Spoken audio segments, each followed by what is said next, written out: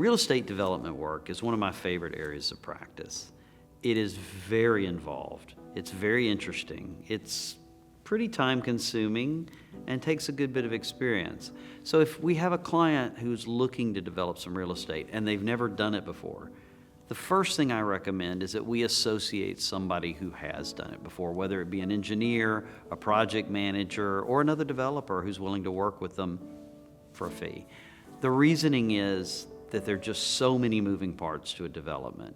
When you're taking raw land that is just an open piece of acreage, subdividing it's pretty easy. Getting a surveyor to come in and divide it into different lots, it's pretty easy.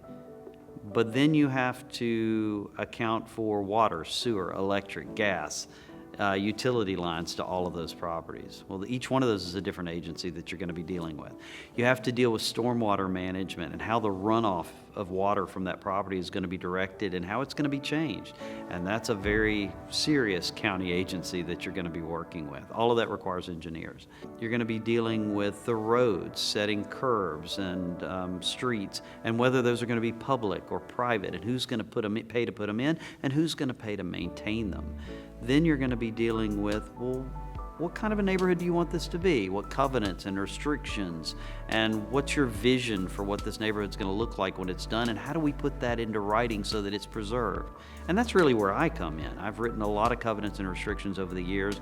I've been very fortunate to work on some neighborhoods I'm really proud of, Surf Estates, North Village Phase 1, and some others in the area that are still great neighborhoods. And they're great neighborhoods because the developer knew what they were doing, they knew what their vision was, and we were able to cement that vision into the covenants that govern the property so that it still looks like that today, many years later.